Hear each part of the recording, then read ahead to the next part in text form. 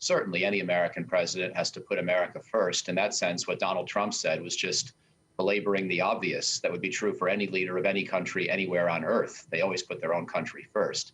But I don't really think Joe Biden's going to be unilateralist in that regard. I expect that even on the COVID crisis and the immediate response, he will have an eye on global economic recovery, on global sharing of vaccine capability, on increasing vaccine availability, not only in the United States, but around the world. There's no way to respond effectively to a global health crisis or a global economic crisis without taking a worldwide perspective. So I'm a little more hopeful that this will be, in fact, even with the focus on the United States, a multilateralist approach towards doing so. So a very big world out there for a new president, and certainly, you're right, global challenges. Does that mean Europe, the view of Europe from Washington, isn't all that important at the moment?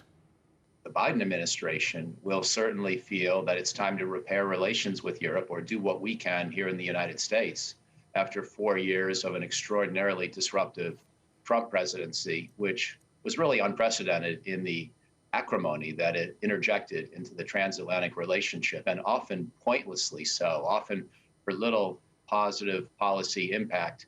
You know, there were some issues and issue areas where even if Donald Trump was improvising and being impulsive and often quite belligerent, he still may have shaken things up in a way that can create some new opportunity. For example, on the US-China relationship, where I think some degree of disruption was needed, even if Trump himself didn't find the right path forward.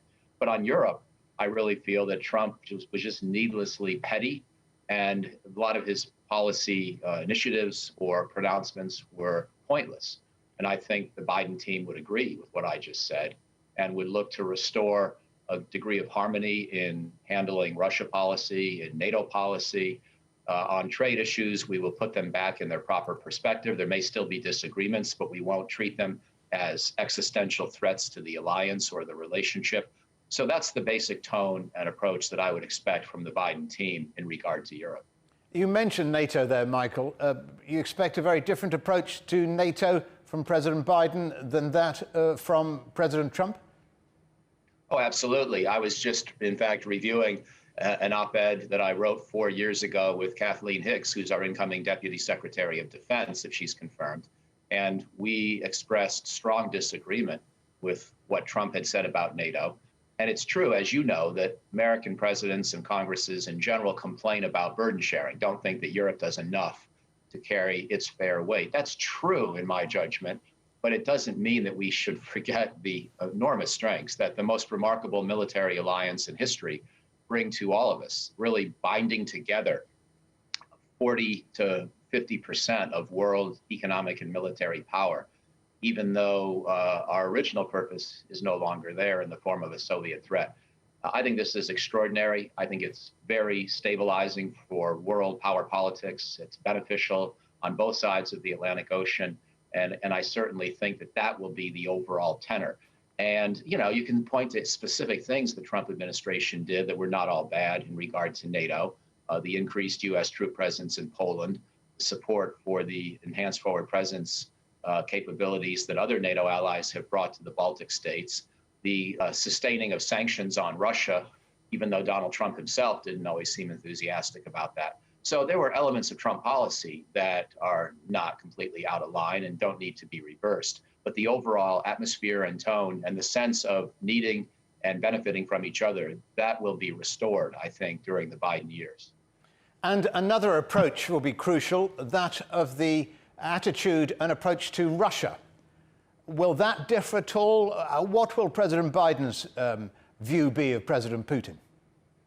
Well, here I'm a little bit of a critic of all the conventional wisdom in Washington, even predating Donald Trump. And I think that expanding NATO into the former Soviet space is a mistake.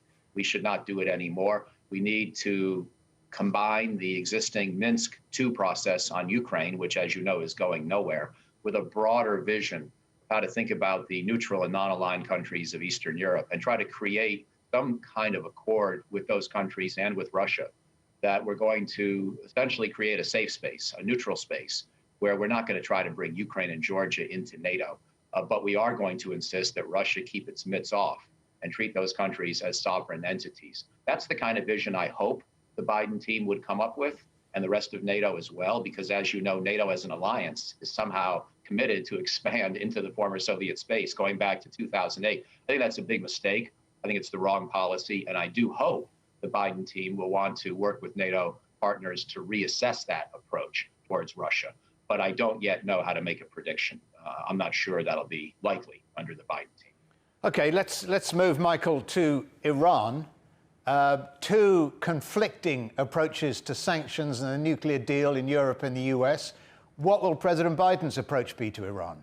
Well, my own fear is, if anything, Biden will be too quick to want to agree with Europe on this matter. I'm not in the Trump camp, certainly, but I do think the Iran nuclear deal, which, as you know, starts to expire within 2 years, at least some of its restrictions on Iranian nuclear activity start to be relaxed in 2023, and then again, more of them in 2025. I think that makes the deal somewhat problematic. And rather than just return to it unconditionally, we should try to extend the deal, and get Iran to agree to an indefinite extension. Now, Iran's going to protest and say that that's going back on our word. But I think that, frankly, there are no nuclear non-proliferation deals that ask for good behavior only for a certain fraction of time, after which countries are unrestrained. Now, the Iran nuclear deal does have some stipulations that extend beyond 2025, and it certainly doesn't invite Iran to develop a nuclear weapon even after that date.